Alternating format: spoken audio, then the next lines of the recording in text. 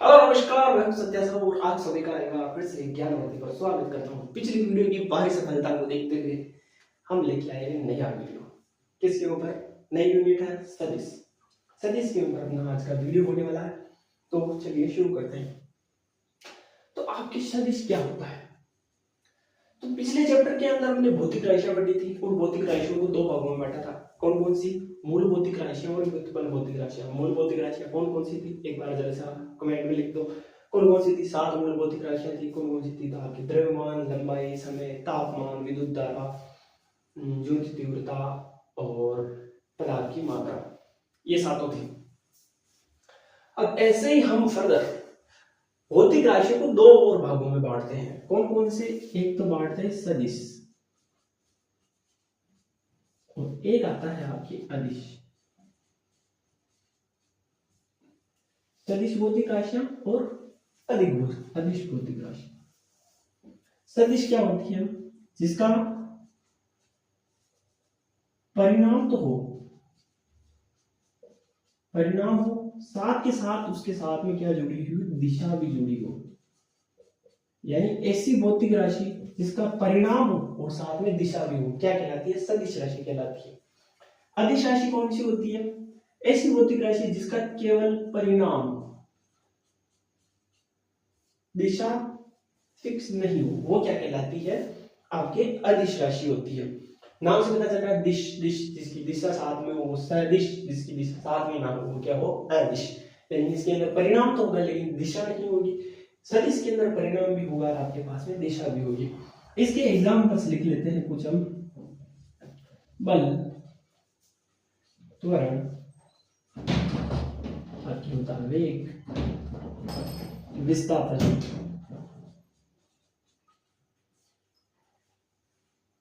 और इसके एग्जांपल लिख लो आप।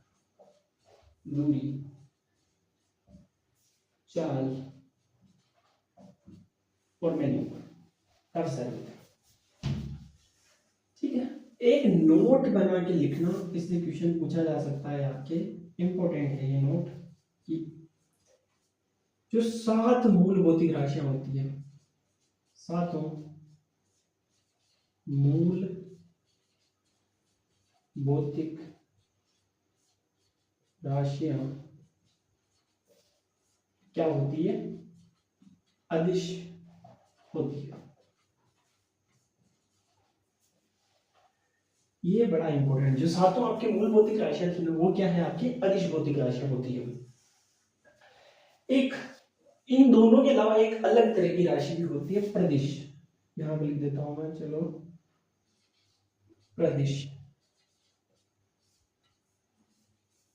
यानी ऐसी भौतिक राशि जिसकी दिशा भी हो, परिणाम भी हो, लेकिन दिशा क्या होनी चाहिए? वो सदिश योग के नियमों का पालन नहीं करती हो। सदिश योग के नियमों का पालन कैसे नहीं करती हो, वो हम बाद में पढ़ेंगे जब हम सदिश के योग का पढ़ने वाले हैं। 3 तरह के योग करते हैं हम, 3 तरह के योग के नियम लगते हैं। कौन कौन से? त्रिभुज का नियम लगता है, समांतर चतुर्भुज का नियम लगता है, बहुभुज का नियम लगता है।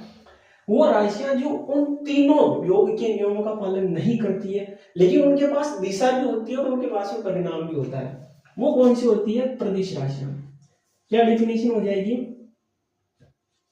जिनके पास दिशा व परिणाम दोनों हो, पर सदिश योग के नियमों की पालना न करती हो। ऐसी राशियां क्या होती है? आपकी प्रदिश राशियां होती है। फॉर एग्जाम्पल आप लेके चलो विद्युत धारा।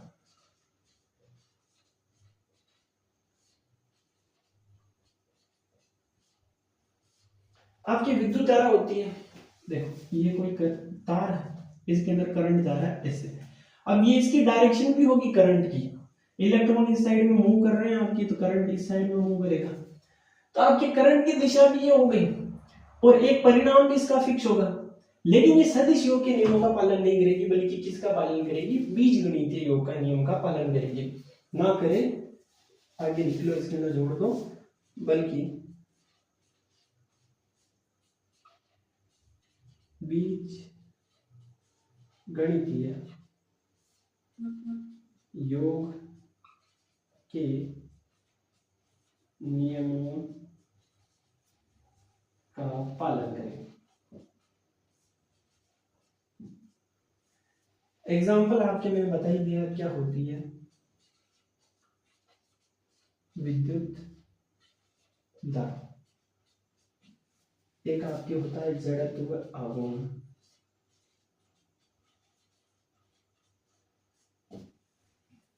ठीक है, आप इसको छापो। फिर आगे चलते हम सदिश योग के, निश्चिंत रहना इस बात को लेकर, छाप लिया, आगे चले।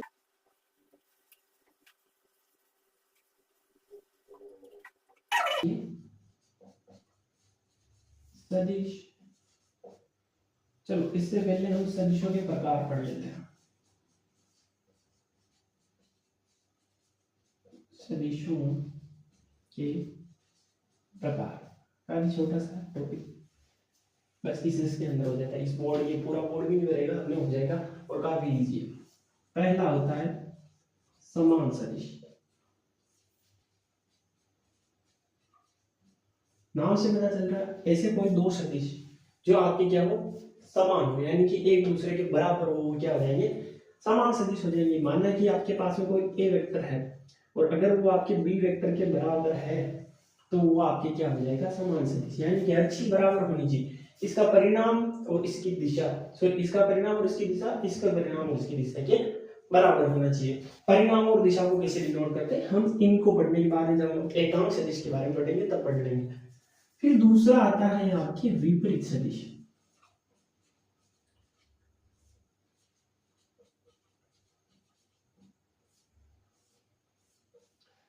विपरीत सदिश यानी कि दो ऐसे सदिश हो आपके जिनका परिणाम तो समान हो लेकिन दिशा एक दूसरे के विपरीत हो। जैसे कि एक सदिश कोई ये है और दूसरा सदिश कोई ये है, दोनों का परिणाम समान है, ये जो एरो की लेंथ होगी ना वो आपके परिणाम को बताएगी, तो दोनों का परिणाम तो समान है लेकिन दिशा अलग अलग है, देखो विपरीत है, ये इस साइड में है, दूसरा इस साइड में, तो ये क्या हो जाएगी, एक दूसरे के विपरीत सदिश हो जाएंगे।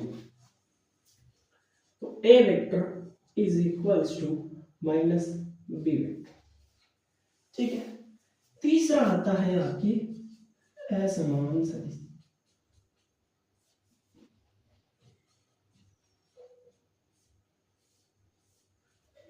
अब इसके अंदर आपके न तो दिशा समान होगी और ना ही परिणाम समान होगा, या फिर दोनों ही बराबर नहीं हो सकते, या फिर दोनों में से कोई एक समान हो सकता है, दिशा समान हो परिणाम समान हो, या फिर परिणाम समान हो दिशा समान हो, या तो दोनों ही समान नहीं होंगे या फिर दोनों में से कोई एक समान नहीं होगा। आपके चौथे नंबर पे आता है एकांक सदिश। इसको बड़ा इंपॉर्टेंट लगा लेना, इससे हर बार आपकी क्वेश्चन आता है। एकांक सदिश से कहीं ना कहीं से घूम फिर के क्वेश्चन आ ही जाता है कि एकांक सदिश निकालिए, फलाने सदिश का एकांक सदिश निकालिए, क्या होगा। देखो ये अगर आपके पास में कोई वेक्टर है सदिश, ठीक है, इससे अपन ने किसी सदिश को दर्शाया तो सदिश के अंदर क्या क्या होगा, एक तो उसका परिणाम होगा और एक उसकी क्या होगी, दिशा। तो ये परिणाम यानी मोड ऑफ ए वेक्टर, यानी मैंने क्या निकाला, ए वेक्टर का परिणाम निकाल लिया तो वो क्या आ गया, उसका परिणाम। और इसकी दिशा को दर्शाने के लिए हम लगाते हैं ए कैप। जो ये ए कैप है आपके पास में, वो ए कैप क्या है, आपका एकांक सदिश होता है, यानी कि ऐसा सदिश जो किसी सदिश की दिशा को व्यक्त करे वो क्या होता है, एकांक सदिश होता है। तो क्या होता है, यह सदिश की दिशा को व्यक्त करता है।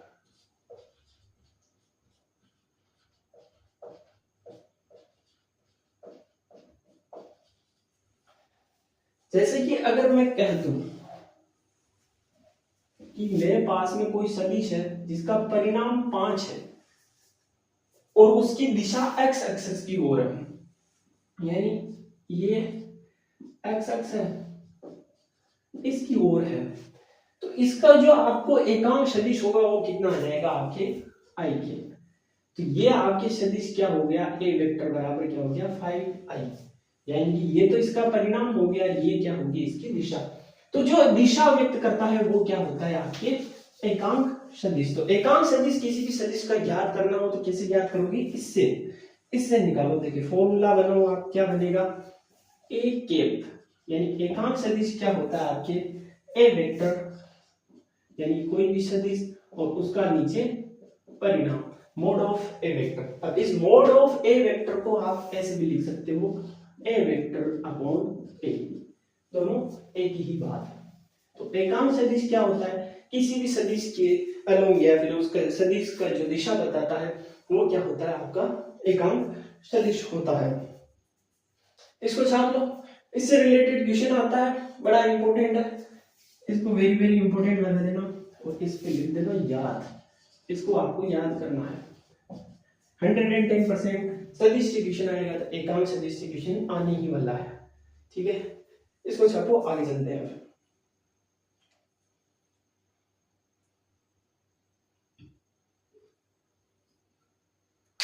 चले चलो, तो अगले टॉपिक पे बढ़े उससे पहले अपन एक क्वेश्चन कर लेते हैं, मन से बना के लिखता हूं कि सदिश, आपके पास में कोई सदिश है 4i कैप माइनस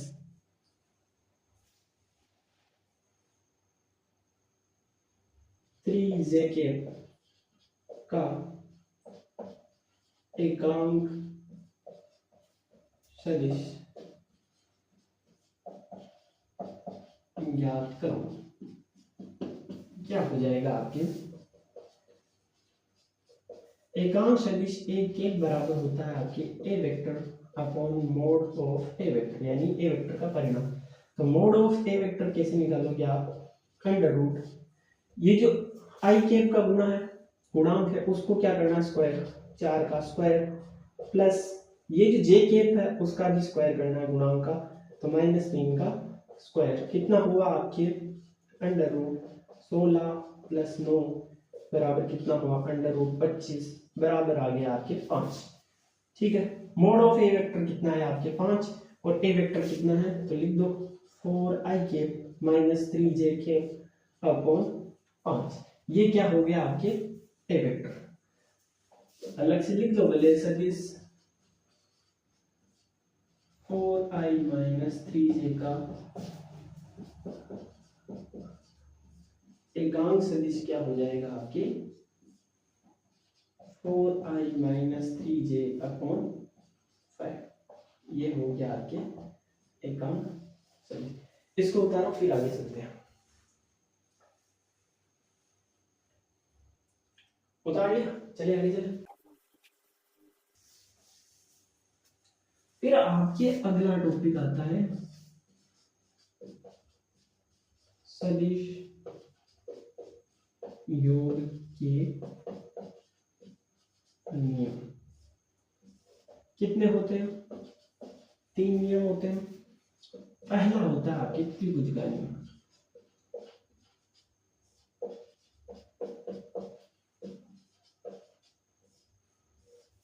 दूसरा होता है आपके समांतर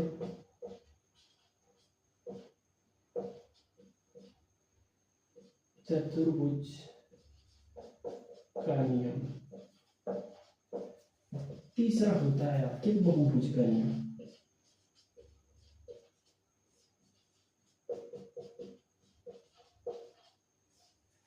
त्रिभुज का नियम, समांतर चतुर्भुज का नियम और बहुभुज का नियम कैसे लिखते हैं, चेन किसी भी अपने दो सदिशों का जोड़ करना हो, मतलब आपको योग करना है तो कैसे करोगे। जैसे आपके पास में कोई सदिश ए ऐसे है और दूसरा सदिश आपके पास में बी है, उसका योग करना है, तो ये बी क्या होगा, देखो इसको बोलते हैं अपन हेड और इसको बोलते हैं टेल। तो जो आपका नया सदिश आएगा बी, माना कि ये अपने पास में ए वेक्टर है और दूसरा वाला अपन बी वेक्टर इसके साथ में जोड़ना चाहते हैं, तो कैसे लिखोगे, इसका जो हेड है अगले वाले की टेल से जुड़ा हुआ होना चाहिए, यानी इसकी पूंछ से जुड़ा हुआ होना चाहिए। आगे ये क्या हो गया बी वेक्टर, और ये जो आपके दोनों के विपरीत क्रम में जो आएगा, देखो ये डायरेक्शन कैसी थी, ऐसे जा रहा, फिर ऐसे जा रहा है। लेकिन ये तीसरा वाला कैसे गया है, इसके उल्टे, यानी कि जो दो सदिशों का योग का जो क्रम था उसके उल्टे क्रम में जो आपके तीसरा सदिश होगा वो क्या होगा, इन दोनों के परिणाम के बराबर होगा। यानी आर वेक्टर क्या होगा, रिजल्ट किस किस का, ए वेक्टर प्लस बी वेक्टर का।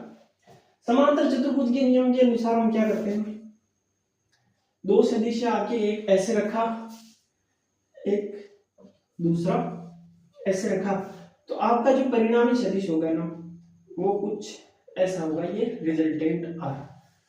ठीक है, मेरे हिसाब से नहीं करना।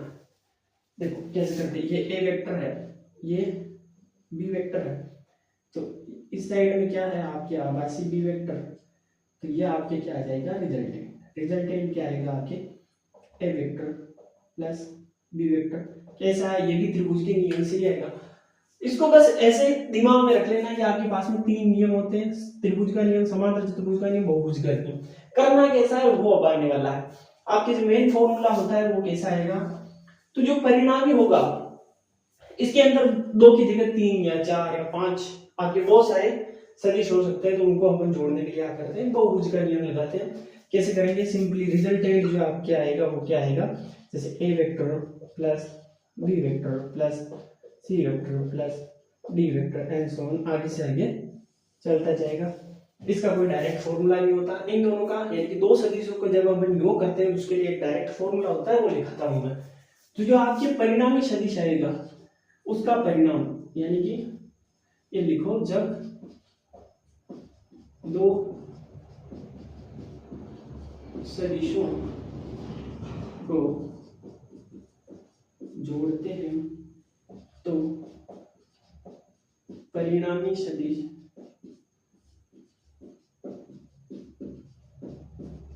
का परिणाम क्या होगा, आर।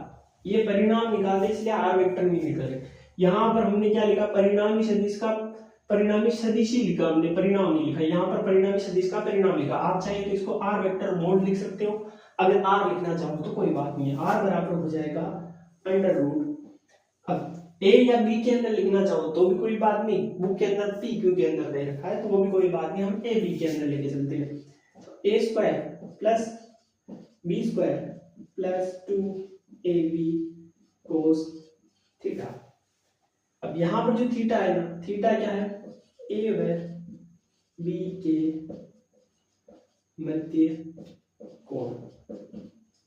इस वाले के अंदर कैसे निकालोगे ए और बी के मध्य कोण, इसको थोड़ा सा आगे बढ़ो, ये आपके क्या हो गया, थीटा। ठीक है, इसके अंदर कैसे होगा, तो ये आपके क्या है, थीटा। ए और बी के बीच में बना हुआ कोण क्या हो जाएगा आपके, थीटा।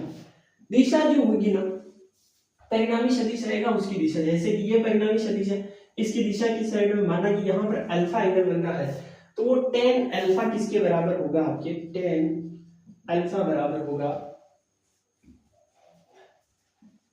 b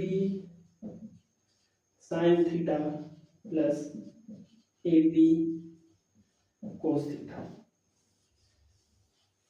अब बुक के अंदर देखोगे तो क्यों sin theta upon p plus Q cos theta, कैसे आया वो समझ लो। जैसे मैं इसको बिठा के थोड़ा सा बड़ा बना देता हूं,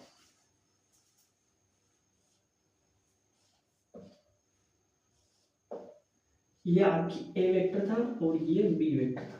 इसको एज इट इज याद नहीं करना है, ठीक है। क्वेश्चन के अंदर माना कि यहाँ पर ए लिख दिया और यहाँ पर बी लिख दिया तो आपका पूरा फॉर्मूला चेंज हो जाएगा। ये उसी टाइम पे यूज करना है जब ए यहाँ पर हो बी यहाँ पर हो, तो बनाना सीख लो। यहाँ पर होगा आपकी थीटा, इसके कंपोनेंट निकालो, इसके घटक निकालो, बी के क्या आएगा, इस साइड में क्या आएगा, बी साइन थीटा, और इस साइड में क्या आएगा, बी कोस थीटा। ऐसे आने वाला है, तो मैं इसको इधर लेके आ जाऊं, ये दोनों पैरेलल है, समानांतर है, तो ये आपकी क्या लाइन हो गई, बी साइन थीटा। इस लाइन की लंबाई कितनी होगी, बी साइन थीटा, और ये वाली लाइन है इसकी लंबाई कितनी है आपके, बी कोस थीटा। जब हमने प्रक्षेप पढ़ा था, प्रक्षेप, चलो आगे बढ़ेंगे, प्रक्षेप हम जब गुणा करेंगे तब पढ़ेंगे। तो ये कितना है आपके बी कोस थीटा, ये कितना आया बी साइन थीटा। अब ये आपके ए है, ये है बी, तो इसकी टोटल लेंथ कितनी हो गई ए प्लस बी कोस थीटा। इसकी पूरी लंबाई कितनी होगी, देखो अब ये नया त्रिभुज बन गया अपने पास में कुछ ऐसा। इसकी लंबाई है A plus B cos theta और ये आपकी है बी साइन थीटा और यहां पर बना हुआ एंगल आप मान लो अल्फा है, ये अल्फा है। तो ये आपके आधार है, ये लंब है, आधार और लंब दे रखा है। तो आप फॉर्मूला निकाल सकते हो लाल रेखा से एल के ए। ये आधार है, ये लंब है, तो ऐसा निकालो जिसके अंदर लंब और आधार के बीच में संबंध दे रखा हो। लंब और आधार टेन के अंदर होता है, तो टेन अल्फा बराबर कितना हो जाएगा, लंब क्या है यहाँ पर बी साइन थीटा अपॉन आधार क्या हो जाएगा ए प्लस बी कोस थीटा। तो ऐसे आपके क्या निकल के आ जाएगा फॉर्मूला। इस चीज को आप जो भी करना चाहो, ये वाली चीज उसको करना आपको रफ में, बाकी सारी चीजों को एज इट इज उतार लो आप, और इसको क्या करना वेरी इंपॉर्टेंट करना,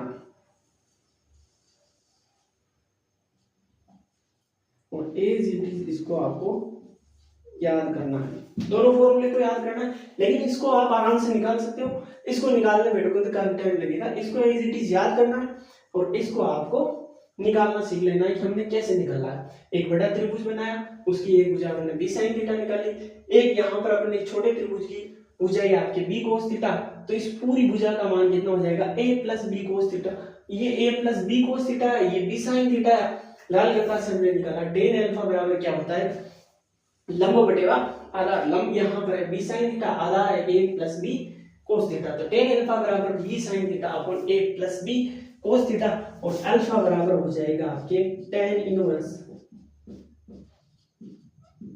B sine theta upon A plus B cos theta. ऐसा करो, इसको छापो, फिर आगे चलते हैं।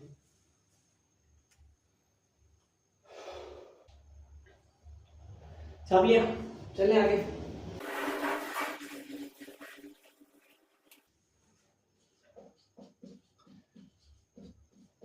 योग का जो आपके परिणाम है उसको मैं एक बार से लिख देता हूँ। आर बराबर क्या होता है mod of A vector plus B vector, यानी कि आप दोनों को सदिश दे रखे उनको डायरेक्ट जोड़ के उनका मोड निकालोगे तो भी सेम वैल्यू आएगी।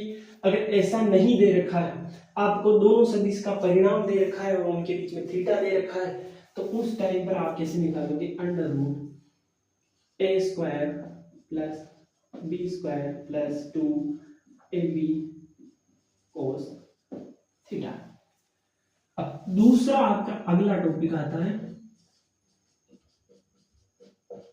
सदिशों का घटाव। दो सदिशों को बाकी करना है, यानी कि आपका परिणामी सदिश r बराबर होगा mod of A vector minus B vector. या तो आप ए वेक्टर से बी वेक्टर डायरेक्ट माइनस कर लो तो आपके पास में क्या आ जाएगा आर वेक्टर, लेकिन आपको परिणाम चाहिए तो क्या निकाल लो उसका मोड निकाल लो, तो आपके क्या आ जाएगा उसका परिणाम आ जाएगा। अदरवाइज आपको दोनों वेक्टर, दोनों जो आपके सदिश दे रखे हैं उनका परिणाम दे रखा है, उनके बीच में कोई कोण दे रखा है, तो ये आपके कुछ फॉर्मूला होगा ए स्क्वायर प्लस बी स्क्वायर। यहां तक तो दोनों के अंदर सेम है। अब यहां पर माइनस है तो यहां पर भी माइनस लगा दो, माइनस 2ab कोस थीटा। दोनों फॉर्मूले को याद कैसे करना, यहाँ माइनस तो यहाँ माइनस, यहाँ प्लस तो यहाँ प्लस, दोनों प्लस कितना सा फर्क है, यहाँ माइनस यहाँ प्लस, यहाँ प्लस यहाँ माइनस। इन दोनों चीजों का बस ध्यान रखना है आपको जब आप इसको सोल्व करो। इस चीज को छापो, फिर हम लोग गुणा पर चलते हैं। गुणा दो प्रकार के होते हैं, उन दोनों को डिटेल से पढ़ते हैं। ठीक है, छाप लिया, आगे चले। चलो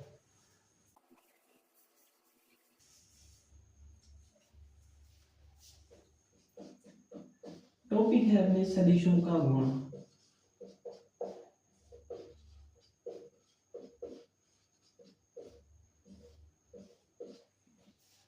पहला आपके आता है अदिश गुणा। या फिर इसको आप बोलते हो डॉट प्रोडक्ट,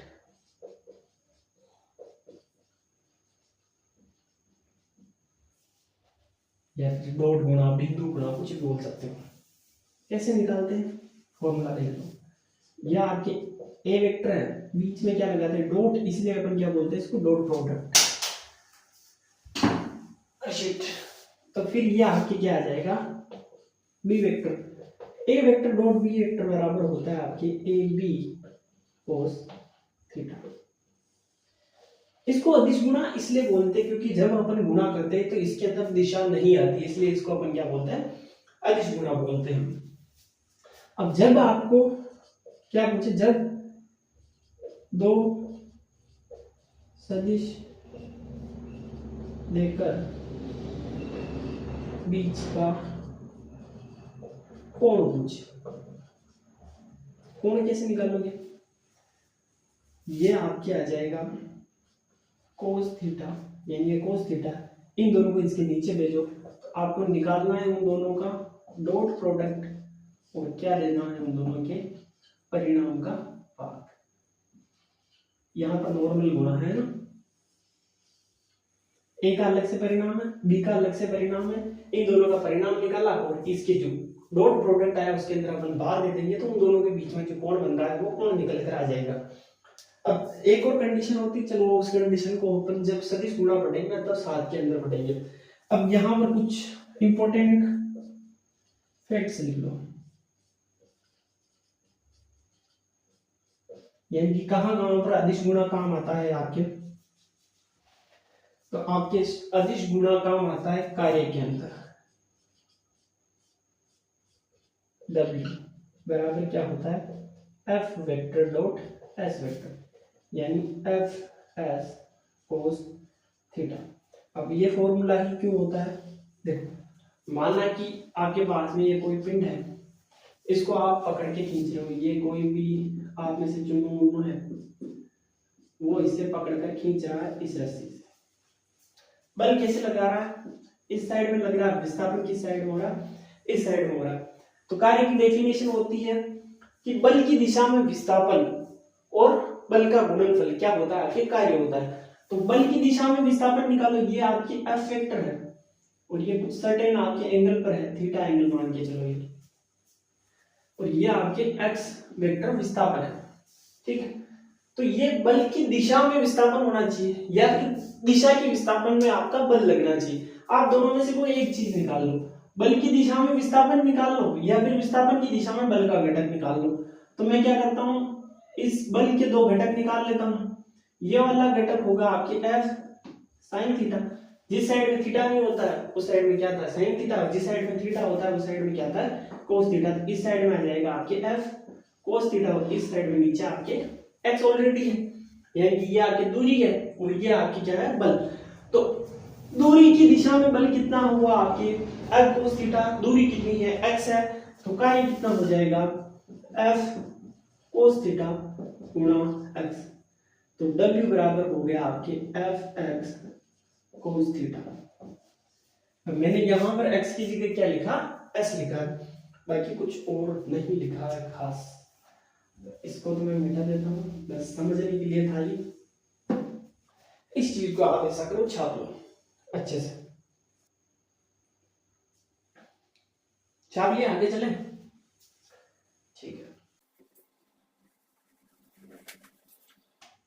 तो आपकी अदिश गुणा है ए वेक्टर डॉट बी वेक्टर बराबर ए बी कोस थीटा, ठीक है। एक आपके और आता है प्रक्षेप, ये इसी के अंदर सब हेडिंग है आपके। प्रक्षेप क्या होता है, जैसे कि आपके ए वेक्टर है और ये आपका दूसरा बी वेक्टर है,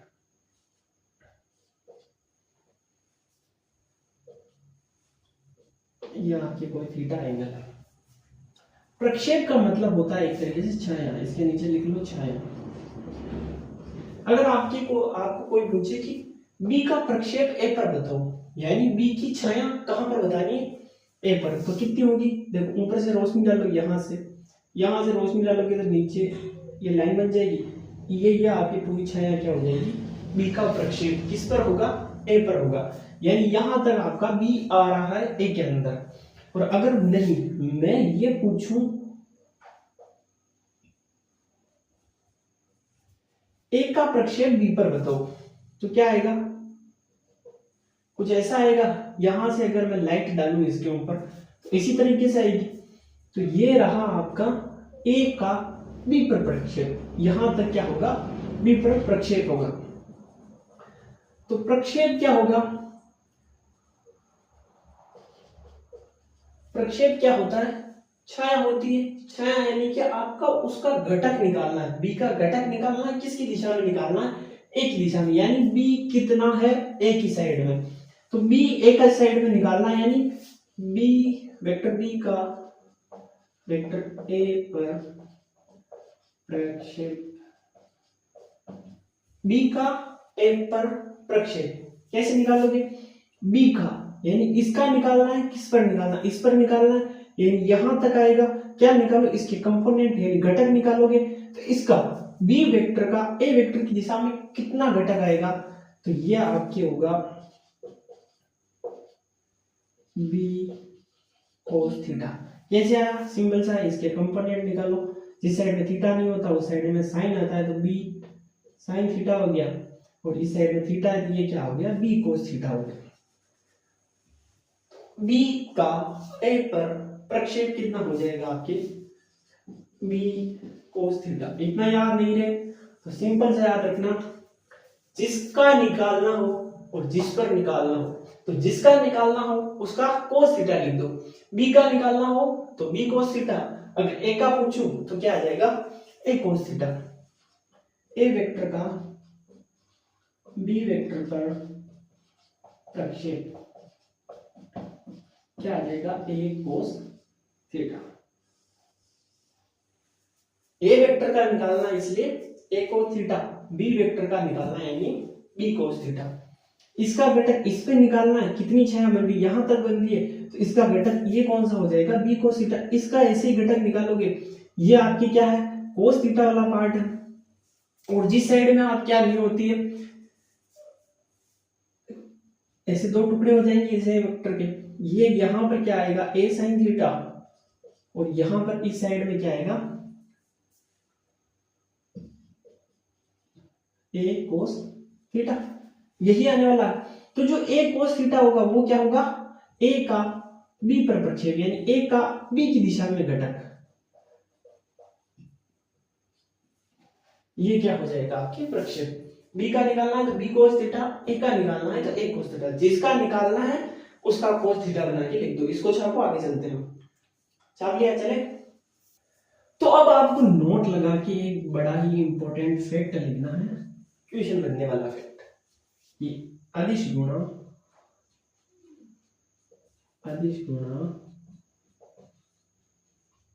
क्रम विनिमयता के नियम की पालना करता है। मैथमेटिक्स वाले जो होंगे वो तो आराम से समझ गए होंगे क्रम विनिमयता क्या बोलते हैं। अब ये बायोलॉजी वाले समझो जरा। देखो आपके पास में कोई तीन वेक्टर है, ए वेक्टर, बी वेक्टर और सी वेक्टर, तीनों को आपस में अदिश गुणा के द्वारा गुणा करना है। तो आप कैसे कर सकते हो, ए वेक्टर और बी वेक्टर का साथ में गुणा करो, और फिर इनका जो परिणाम आएगा उसको सी वेक्टर के साथ में गुणा कर सकते हो। और एक तरीका और होता है आपके, कि आप बी वेक्टर और सी वेक्टर को साथ में अदिश गुणा करो, और जो आएगा उसको ए वेक्टर के साथ में गुणा कर सकते हो। तो आपके जो दोनों बार में जो वैल्यू आएगी ना वो बराबर आएगी। यानी कि आप ए वेक्टर बी वेक्टर को अलग से गुणा करो और उसको सी वेक्टर के साथ में गुणा कर दो, या फिर बी वेक्टर और सी वेक्टर को गुणा करो और उसको ए वेक्टर के साथ में गुणा कर दो, तो भी आंसर सेम ही आने वाला है आपके, कोई अलग आंसर नहीं आएगा। तो ये है जो आपकी प्रॉपर्टी होती है अदिश गुणन की, उसको हम क्या बोलते हैं, क्रम विनिमयता। यानी कि ये आपका अदिश गुणा क्रम विनिमयता के नियम की पालना करता है। इसको वेरी वेरी इंपॉर्टेंट लगा लेना, एग्जाम में पूछा जाने वाला क्वेश्चन बनता है यहाँ से। ठीक है, इसको छाप लो, नोट कर लो। फिर हम सदिश गुणा की ओर बढ़ते हैं। और इससे जुड़ी एक और प्रॉपर्टी है, वो हम दोनों को कंपेयर करके पढ़ेंगे। जो आपके सदिश गुणा पढ़ने वाले हैं उसके साथ में कंपेयर करके पढ़ेंगे, एक दो प्रॉपर्टीज है उनको। इसको चाहे आगे चले, चलो। अब आपके आता है सदिश गुणा। सदिश गुणा, इसको इंग्लिश में बोलते हैं क्रॉस प्रोडक्ट। क्रॉस प्रोडक्ट इसलिए बोलते हैं क्योंकि इसको दर्शाते हैं इससे, ठीक है, बाकी कोई बहुत खास वजह नहीं है।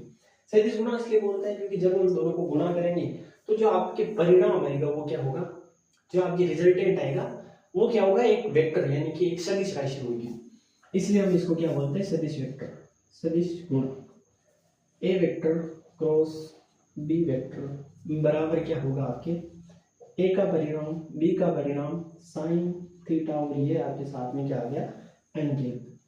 जरा मैं इसको कंपेयर करते हुए चलूं, आपने अदिश गुणा पढ़ा था ए वेक्टर डॉट बी वेक्टर बराबर था आपके ए बी, और यहाँ पर था आपके कोस थीटा। दोनों को साथ साथ में याद करोगे तब बढ़िया अच्छे से याद होता जाएगा। दोनों में चेंज क्या है, एक तो साइन, यहाँ पर डॉट था, यहाँ पर क्रॉस है, ए बी ऐसा था, इससे यहाँ पर कोस थीटा और यहाँ पर साइन थीटा है। थीटा का फर्क आएगा, यहाँ पर कोस यहाँ पर साइन, और एक मेन चीज यहाँ पर आएगी आपके पास में एन केप। अब यहाँ पर एन केप क्या है, तो एन केप है परिणामी सदिश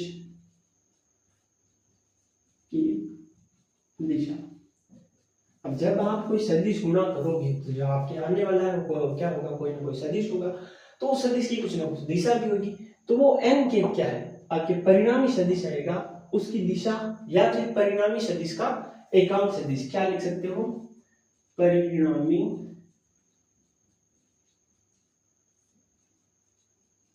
सदिश का एकांक सदिश, दोनों एक ही चीज है।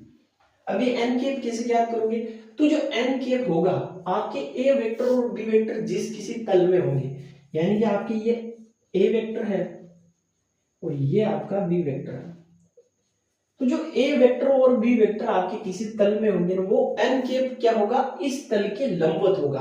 अंदर की ओर भी हो सकता है और बाहर की ओर भी हो सकता है। तो क्या होगा, जिसकी दिशा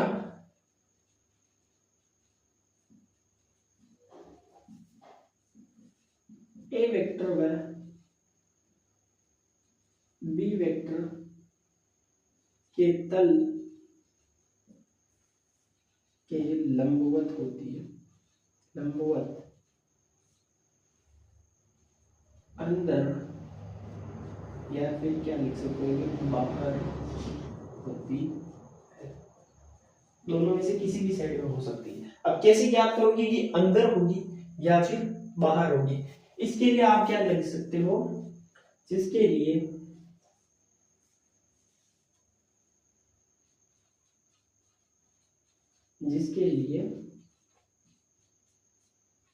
दक्षिणावर्त पेंच के नियम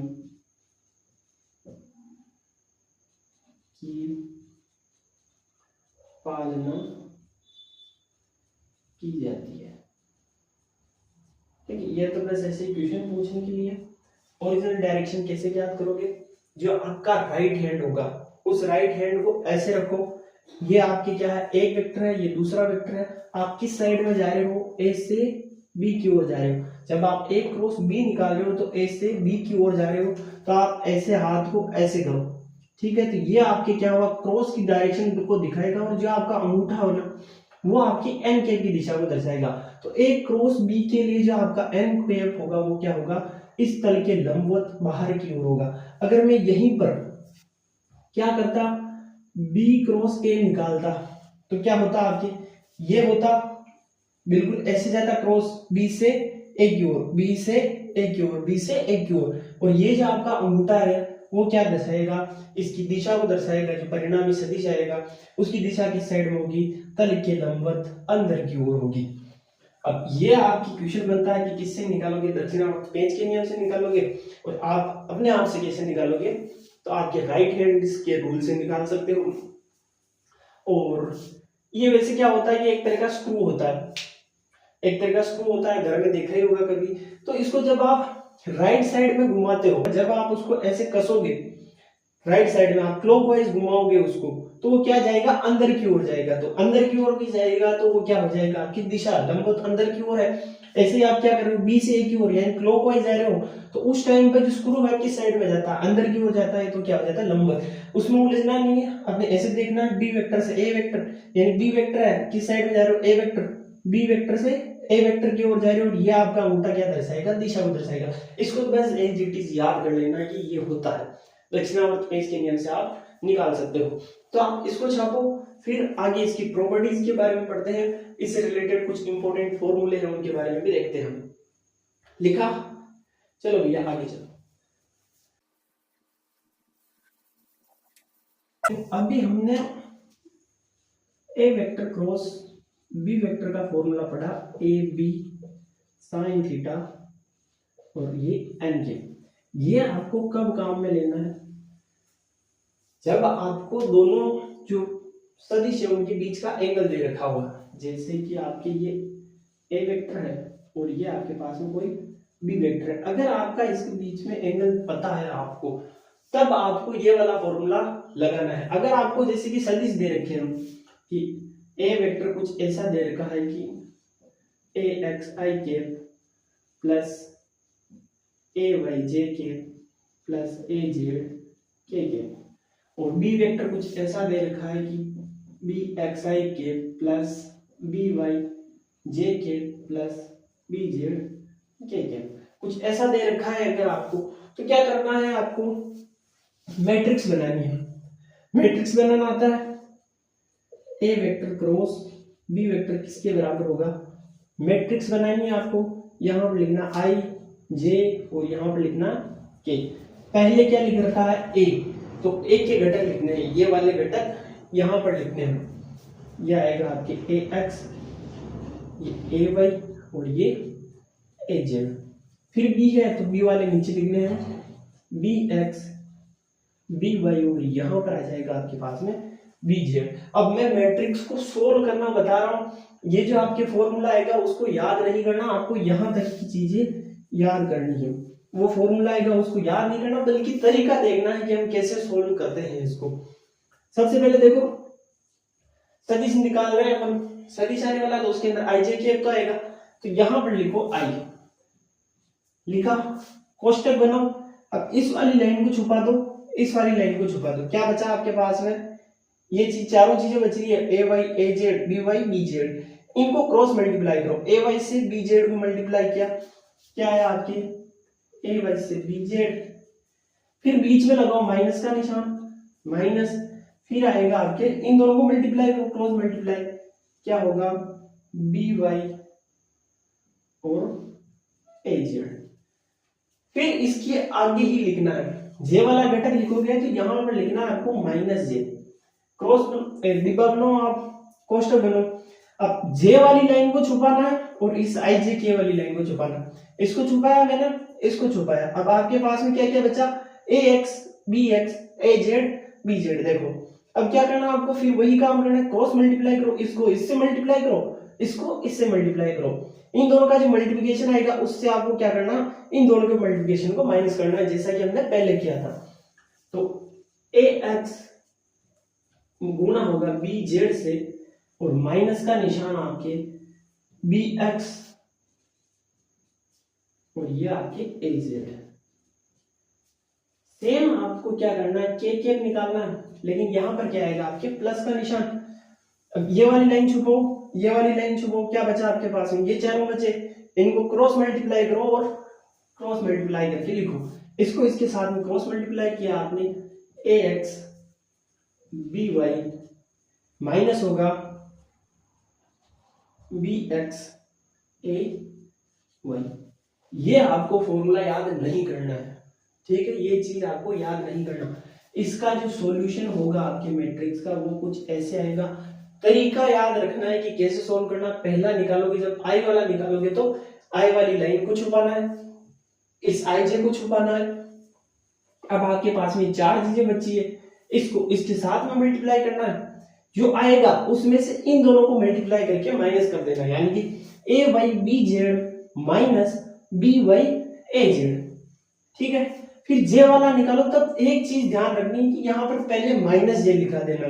माइनस जे लिख दिया, फिर क्या करो, जे वाली लाइन को छुपा दिया, आई जे के वाली लाइन को छुपा दिया। अब क्या बचा आपके पास, A X A Z B X B Z.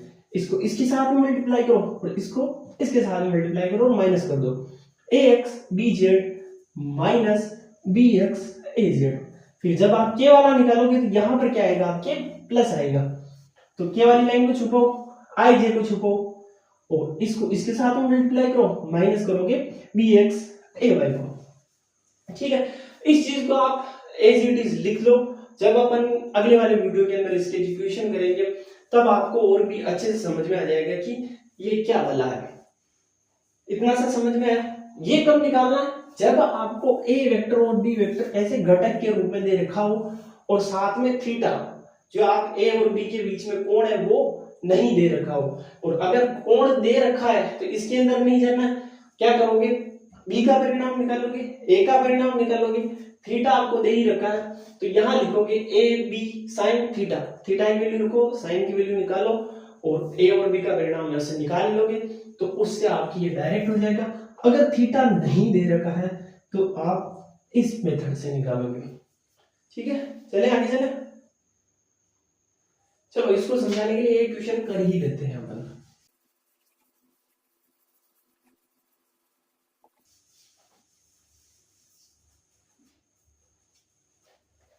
Question में आपको दिख जाएगा आपकी स्क्रीन पर कि एक रेखीय संवेग पी वेक्टर दे रखा है आपको आई के माइनस 2j प्लस 5k और ये दे रखा है आपके किलोग्राम मीटर प्रति सेकेंड। ये संवेग का मात्रक होता है, हमने पहले चैप्टर के अंदर पढ़ रखा है वैसे भी। फिर दे रखा है कि किसी बिंदु r वेक्टर दे रखा है आपके 2ik plus jk plus 3kk metre पर स्थित कण पर कार्य कर रहा है। मूल बिंदु के सापेक्ष कोणीय संवेग का मान ज्ञात करो। इसको सोल्व देखो, अपने पास में कोणीय संवेग का फॉर्मूला होता है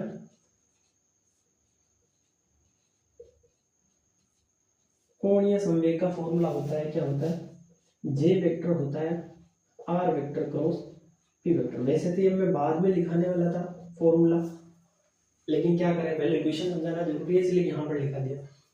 तो जे वेक्टर यानी कि कोणीय संवेग क्या होता है, R vector cross P vector. तो जे वेक्टर बराबर क्या लिखोगे आप, सारणी बनो आई जे और ये रहा आपके के।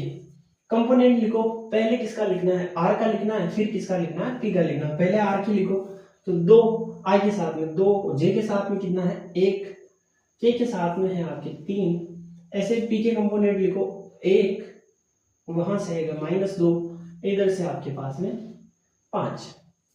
सोल्व करने का तरीका मैंने बताया अभी जस्ट पहले। क्या लिखोगे, आई कोष्टक बनाओ, इस वाले को छुपो, इस वाले को छुपो, इसको इसके साथ में मल्टीप्लाई करो, कितना आया 5। फिर बीच में लगाओगे माइनस का निशान, इसको इसके साथ में मल्टीप्लाई करो, 3 और 2 से मल्टीप्लाई किया 6, लेकिन कितने 6, माइनस के 6। तो ये क्या आ जाएगा आपके -6 और ये कोष्टक बंद।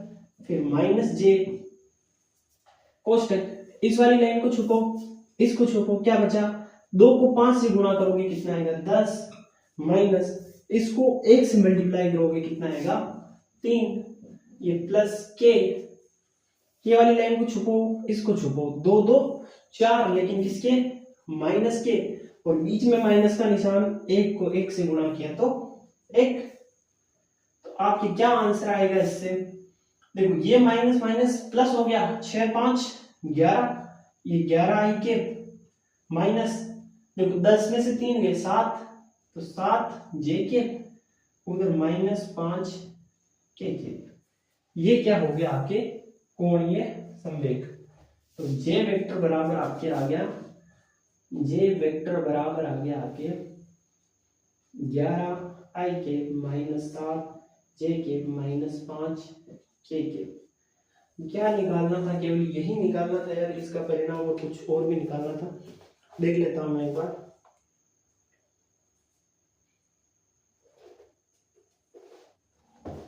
ठीक है, ये तो आपके क्या है सदिश के रूप में है। क्या बोल रहा है, इसका परिणाम निकालना अपने को, कितना कोणीय संवेग होगा। तो परिणाम निकालना आता है, पहले बटा हुआ क्या करो, इसका पूरा अंडर रूट लो, इसका स्क्वायर करो, इसका स्क्वायर करो, इसका स्क्वायर करो और सबको जोड़ दो। तो कहीं और लिखूं, यहां लिखता हूं, मोड ऑफ जे वेक्टर कितना होगा, अंडर रूट इस आई का गुणांक है उसका स्क्वायर, 11 का स्क्वायर कितना होता है 121, प्लस 7 का स्क्वायर होगा 49, और ये 5 का स्क्वायर होगा 25, 75।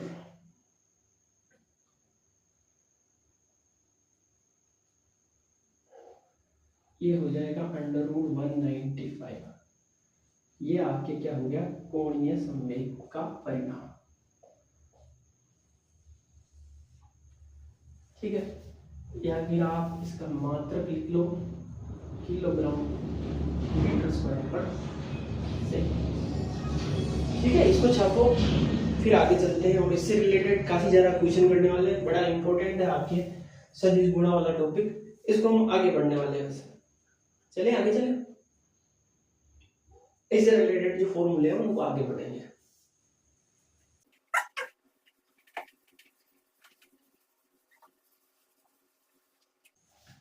अब आते हैं आपकी इंपॉर्टेंट फॉर्मूला।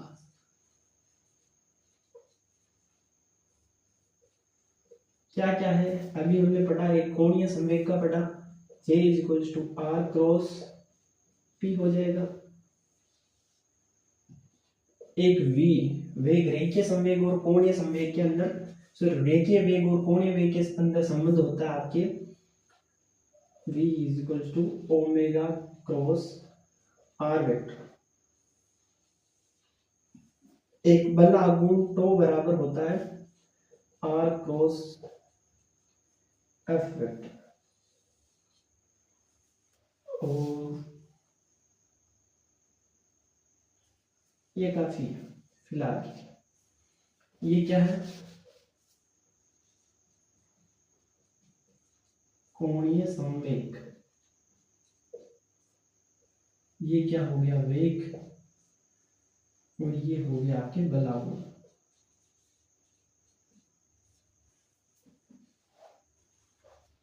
कुछ और फॉर्मूले होते हैं आपके, जैसे कि समांतर चतुर्भुज का क्षेत्रफल, ये होता है आपके A vector cross B vector, जहां पे ए क्रॉस बी वेक्टर क्या है, ए वेक्टर क्या है एक भुजा और बी वेक्टर क्या है उसकी दूसरी भुजा। एक होता है आपके त्रिभुज का क्षेत्रफल,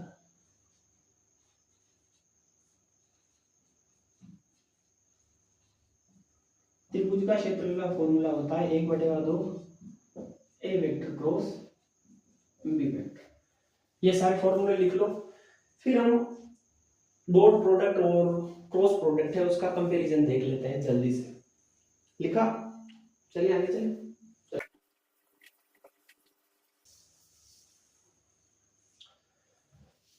फिर हम क्या देखते हैं, एक साइड में डॉट प्रोडक्ट लिख देते हैं, एक साइड में क्रॉस प्रोडक्ट लिख देते हैं। देखो, यदि कोई दो सदिश लंबवत हो, क्वेश्चन के अंदर ऐसा कुछ आ जाए कि दो सदिश लंबवत है, तो उसके लिए कंडीशन क्या होगी आपकी, ए वेक्टर डॉट बी वेक्टर बराबर क्या हो जाएगा जीरो, यानी कि जो दोनों सदिशों का अदिश गुणा होगा वो जीरो होगा। ऐसा क्यों होगा देख लो, प्रूव कर देता हूँ, लिखने की जरूरत नहीं है। ये क्या होगा, A B cos theta, theta कितना है, लंबवत है यानी 90 है, कोस 90। अब कोस जीरो है, कोस 90 का मान कितना होता है, जीरो होता है, तो ये कितना आएगा, जीरो। अब ये चले भले कुछ भी हो, किससे गुणा करोगे, जीरो से, क्या आ जाएगा फाइनल आंसर जीरो। ये बड़ा इंपॉर्टेंट है, इससे 100% क्वेश्चन आएगा। अगर आपके पास में कंडीशन आए कि यदि दो सदिश समानांतर हो,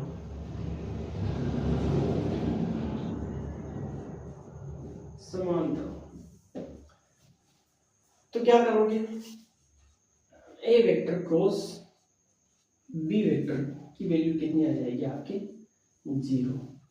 ये क्यों आएगी, देखो समांतर सदिश है, यानी ये है एक और एक सदिश दूसरा वाला है समांतर सदिश, बीच में कोण कितना बन रहा है, देखो एक ऐसे और दूसरा भी ऐसे है, तो कोण कितना बनेगा, 0 डिग्री बन रहा है। 0 डिग्री बन रहा है तो यहाँ पर हम क्या लिखते हैं, ए बी साइन 0, साइन 0 की वैल्यू कितनी होती है, 0, तो ये 0 ए बी से गुना होगा तो क्या देगा आपके, आप फाइनल आंसर 0 ही देने वाला है। एक और आप ध्यान रखना कि जब आप अदिश गुणा करते हो, चलो यहाँ पर अक्षांशों के लिए लिख लो, अक्षों के लिए आई वेक्टर डॉट आई वेक्टर कितना होगा आपके, एक, जे वेक्टर डॉट जे वेक्टर बराबर कितना होगा, एक, और के वेक्टर डॉट के वेक्टर बराबर होगा एक। यहां पर जब आप अक्षों के लिए क्रॉस मल्टीप्लिकेशन लिखोगे अक्षों के लिए, तो आई गुणा आई, जे गुणा जे और के गुणा के, इन तीनों की वैल्यू आपकी आएगी 0 के बराबर। इन तीनों की वैल्यू 1 और इन तीनों की वैल्यू 0। अब इसके अंदर आप आई क्रॉस जे करोगे तो उसकी वैल्यू आएगी आपके के, जे क्रॉस के लिखोगे तो उसकी वैल्यू आएगी आपके आई, और के क्रॉस आई लिखोगे तो उसकी वैल्यू आएगी, जैसे इसको कैसे लिखते हैं वैसे,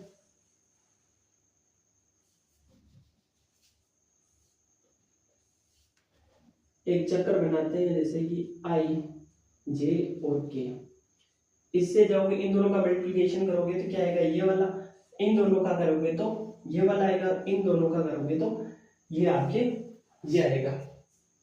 आई जे का करोगे क्या आएगा, जे और के का करोगे आई आएगा, के और आई का करोगे तो क्या आ जाएगा आपके, जे आ जाएगा। और यहाँ पर भी ऐसे आप अगर करना चाहो तो I dot J, J dot के डॉट आई। अब ये क्या है आपके क्रम विनिमयता का नियम का पालन करता है, यानी कि आप आई डॉट जे लिखो या फिर जे डॉट आई लिखो, बात तो एक ही है, तो आप इसको जे डॉट आई भी लिख सकते हो, बराबर वैल्यू आएगी, इसको के डॉट आई भी लिख सकते हो और इसको आई डॉट के भी लिख सकते हो, ये जे है सॉरी, के डॉट जे। इन सब की वैल्यू कितनी आएगी आपके, 0। क्यों, देखो ये आपके कुछ ऐसे होते हैं अक्ष, तीनों एक दूसरे के लंबवत होते हैं, ये एक्स अक्ष है, ये वाई अक्ष है और ये जेड अक्ष है। आई और जे, ये आई है और ये जे मानो अगर मैं, आई और जे के बीच में कितना कोण बन रहा है, 90 डिग्री का कोण बन रहा है, यानी क्या है, लंबवत है, तो इनका गुणा क्या आ जाएगा, 0। ऐसे सेम इसके बीच में भी होगा, इसके बीच में भी क्या होगा, 90 डिग्री का एंगल होगा, तो यहाँ पर क्या आ जाएगा आपके 0। अब यहाँ पर आई क्रॉस आई क्यों आया 0, देखो ये आई है और इसी साइड में आई है, दोनों एक दूसरे के समानांतर है, एंगल का मान कितना आया 0, तो साइन 0 हम क्या लिखते हैं, ए बी साइन 0, तो साइन 0 की वैल्यू 0, तो ए बी चाहे कुछ भी हो तो उसकी वैल्यू कितनी आएगी 0, इसलिए यहाँ पर भी आपके एंगल कितना आएगा,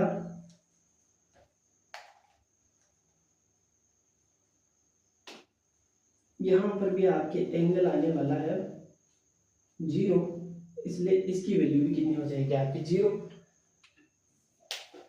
अब लेकिन यहाँ पर आप क्रम विन्यास का पालन नहीं करता है, इसलिए इसका जस्ट उल्टा होगा। इसको मैं आगे बताता हूँ, इतना सा छापो आप, छाप लिया, चले आगे चले, चलो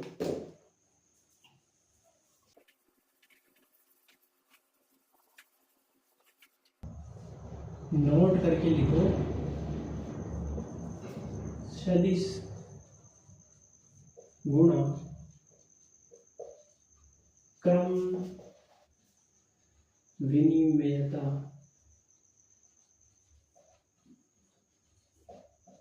के नियम की पालना नहीं करता है। अदिश गुणा तो करता था, लेकिन ये आपके क्रम विनिमेयता के नियम की पालना नहीं करता है। ये क्यों नहीं करता है वो समझ लो। देखो ए क्रॉस बी, ठीक है, आपकी क्या आएगा, ए बी साइन थीटा, और ये एन केप। मान के चलते हैं कि ये एन केप क्या है, इस साइड में बाहर की ओर है। अब मैं बी क्रॉस ए लिखूंगा। अब ए क्रॉस बी लिखा मैंने, ये ए है और ये बी, ए क्रॉस बी बाहर की ओर ले लिया मैंने, तो बी क्रॉस ए क्या आएगा आपके, ए बी साइन थीटा। परिणाम तो सेम आ गया, लेकिन एन केप क्या आएगा, तल के अंदर की ओर, बी से ए की ओर जाओगे तो तल के अंदर की ओर, यानी कि इस एन केप के बिल्कुल विपरीत दिशा में, यानी कि माइनस एन केप हो जाएगा। अब ये दोनों समीकरण आपके बराबर है क्या, नहीं है। बराबर नहीं होकर क्या होगा, आपके A vector cross B vector बराबर, अगर मैं इस माइनस को आगे लेके आ जाऊं, यहां से उठाया मैंने और यहां लेके आ गया, तो ये पूरी वैल्यू किसके बराबर हो रही है, आपके ए क्रॉस बी के बराबर। तो चलो इसको आगे यहां पर करते हैं। ये मैंने क्या किया, आगे लेके आ गया, तो B vector cross A vector बराबर, ये माइनस इस जगह मैं क्या लिख सकता हूं, ए वेक्टर क्रॉस बी वेक्टर।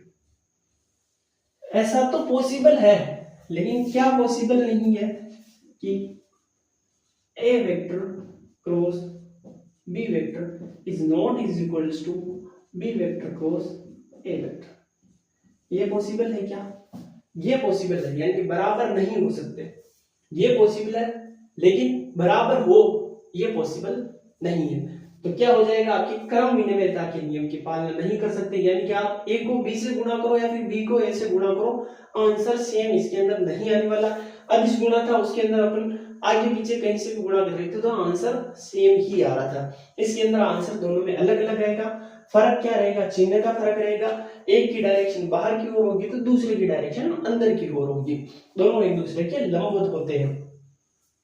अब इसको आप चाहे तो ऐसे भी लिख सकते हो कि A vector cross B vector बराबर minus B vector cross A vector, दोनों एक ही बात है।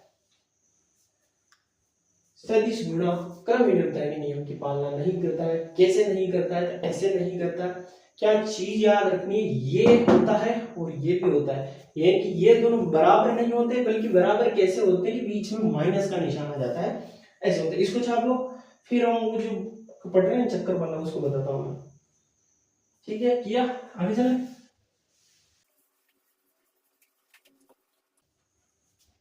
देखो ये आई जे और ये के, आई क्रॉस जे बराबर क्या था आपके के, जे क्रॉस के बराबर था आपके आई, और आपके के क्रॉस आई था आपके जे। कैसे, आई को जे से करोगे क्या आएगा, जे को के से करोगे तो आई आएगा, के को आई से करोगे तो क्या आएगा, जे आएगा। अब अगर मैं जस्ट उल्टा चलूं, मैं डायरेक्शन चेंज कर दूं, अब क्या लिख रहा हूं मैं, जे क्रॉस आई, के क्रॉस जे और आई क्रॉस के। इससे जो आंसर आएगा बिल्कुल उल्टा आएगा। जे क्रॉस आई आएगा तो के ही, लेकिन क्या आएगा, डायरेक्शन चेंज आ जाएगी तो क्या आएगा, माइनस के आएगा। तो यहां पर आएगा आपके माइनस के। अब क्या क्या, के क्रॉस जे, के क्रॉस जे। आंसर क्या आएगा, आई ही आएगा, लेकिन क्या आएगा माइनस आई के। और ये आपकी क्या है आई क्रॉस के, आई क्रॉस के क्या आएगा आंसर, जे आएगा, लेकिन माइनस वाला आएगा तो माइनस जे के। इसको आप क्रम विनिमयता से भी देख सकते हो कि आई क्रॉस जे बराबर हो गया माइनस ऑफ जे क्रॉस आई। क्रम विनिमयता से सिद्ध हो गया कि ये क्रम विनिमय नहीं होता है। हम क्रम विनिमय नहीं होता है उसके लिए हमने क्या सिद्ध किया था कि A vector cross B vector is not is equals to B vector cross A vector. होता क्या है कि A vector cross B vector बराबर minus of B vector cross A vector. हमारे क्या आंसर आया, ये वाला आंसर आया। इसे हम क्या बोल सकते हैं कि सदिश जो गुणा होता है वो क्रम विनिमयता के नियम की पालना नहीं करता है। और ये चीजें आपको एडिशनली याद रखनी है, ये याद रख लो, ये ऑटोमेटिक याद हो जाएगी। किससे क्योंकि माइनस ले लेना, और इसको याद रखना है तो ये आपके चक्र याद कर लो। सुदर्शन चक्र याद करोगे, आई से जे के आएगा, जे से के आई आएगा, के से आई जे आएगा। तो इस वीडियो में बस इतना ही, मिल जाएगी वीडियो के अंदर, जिसके अंदर हम क्या करेंगे पीवाईक्यू करेंगे। जितने भी पीवाईक्यू 20 25 30 लगभग 30-35 के आसपास पीवाईक्यू करेंगे। इस चैप्टर से रिलेटेड जितने भी पीवाईक्यू सारे करेंगे, निश्चिंत रहो। तो इस वीडियो में बस इतना ही, मिलते हैं अगली वीडियो के अंदर। चैनल को सब्सक्राइब कर लेना। जय हिंद।